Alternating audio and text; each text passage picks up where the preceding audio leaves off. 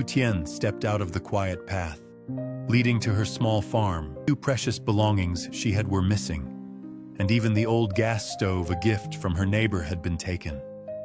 Her eyes filled with tears, her mind racing. Who would do this? Why would anyone steal from her? Her trembling hands reached for her phone. The first person she thought of, Tien. What's wrong? They took everything, Jack. The chickens, the pigs, even the things in the house. I don't know what to do. Stay there, I'm coming. Jack's voice. He hung up, and she stood frozen in the doorway, her mind a storm of fear and disbelief. Who could have done this? Who would steal from someone with so little? It wasn't long before Jack's motorcycle roared into the clearing. He jumped off, his eyes scanning the empty pens, the open doors, and the despair on Tien's face. No. But everything's gone, Jack. It's all gone. Jack gently pulled her into his arms, letting her sob against his chest. His own heart ached, but beneath the suspiciously large number of chickens and pigs just a few hours after the theft. And the man had been in a hurry, his clothes dirty, his face pale with fear. It was a lead, and Jack clung to it. But as he dug deeper, what he uncovered was far more than just a simple theft. The man who sold the livestock wasn't just a random thief. He was part of a group. A familiar name, Mr. Ngo, a shady figure known for fencing stolen goods. Jack's jaw tightened as he listened to the recording Tien had managed to obtain. Mr. Ngo was bargaining with the thief, laughing as they discussed the price of the stolen livestock. They didn't even realize she was still alive. Jack. This makes it even easier. Rage flared in Jack's chest. They thought she wouldn't come back. Were they planning something even more sinister? Had they expected Tien to be gone permanently? He clenched his fists, his mind racing. But this was more than just about stolen animals now. This was about Tien's safety. Someone wanted her gone. Someone who was willing to steal, to manipulate, even to hurt her. Jack couldn't let that happen. When he returned to the farm, Tien was still awake, sitting by the window, her eyes fixed on the dark forest beyond.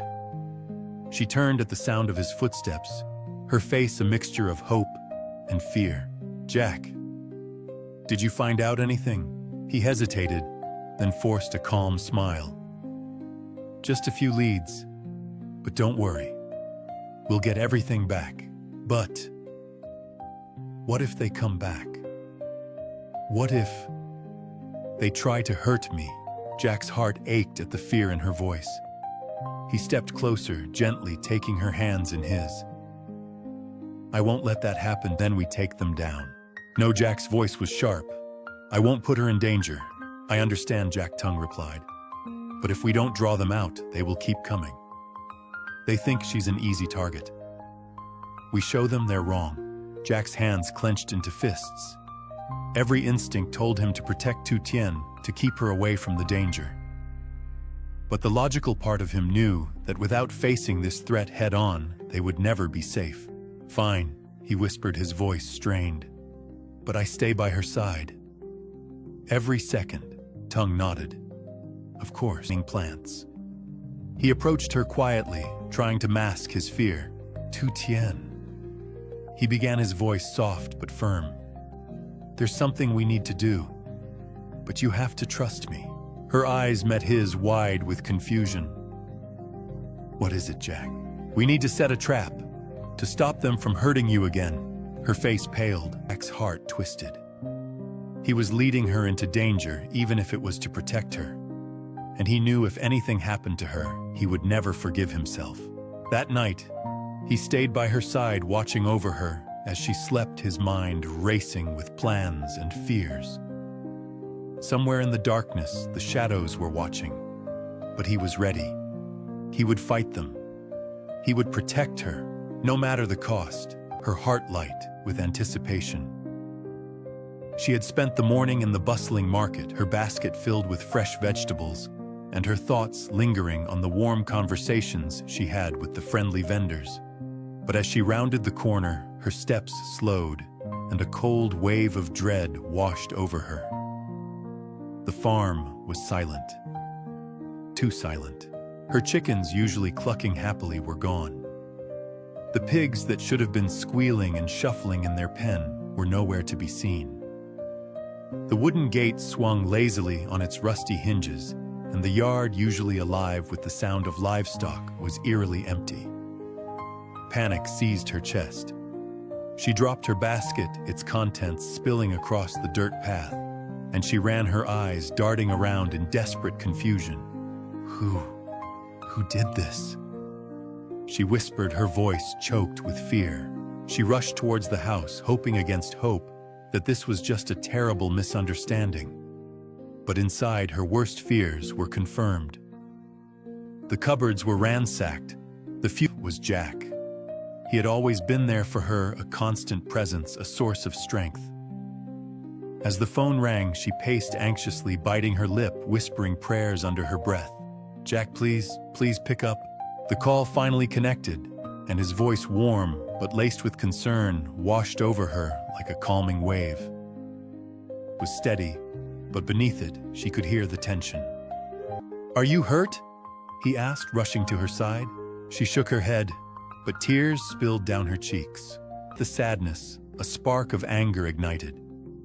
Whoever did this would pay. "Don't worry, Tien. We'll figure this out. I won't let them get away with this." But Jack was not just a man of promises. He was a man of action. That night, as Tien sat by the dim glow of a flickering candle, too overwhelmed to sleep, Jack made calls. He spoke to his friend Tien, a man with connections and a sharp mind. Together they traced leads, and soon enough they found something. A shop owner recalled seeing a man selling a group that had been watching Tien's farm for days, waiting for the perfect moment to strike. But who were they, and why did they target her? Jack's investigation led him to... One of the men laughed. "We thought she wouldn't come back, Tien. I promise." But as he spoke, he couldn't shake the feeling that this was only the beginning. The shadows around them were growing darker. The men who had stolen from her were not just thieves. They were part of something bigger, something dangerous. The next day, Jack met with Tien and another friend, Tung. Together, they crafted a plan. But it was a plan that made Jack's stomach twist with unease. "We used Tien as bait," Tung suggested, his voice calm, almost clinical. "We set a trap. Lure them out. And we will have backup. Police officers in plain clothes. They won't see it coming." As night fell, Jack returned to the farm. Tien was in the garden, her gentle hands brushing against the leaves of her few remaining. A trap, but... What if... "I will be right there. I will protect you. You're not alone." She looked at him for a long moment, fear battling with the trust in her heart. And then she nodded. "Okay, I trust you." But even as she spoke, the words, "Jack..."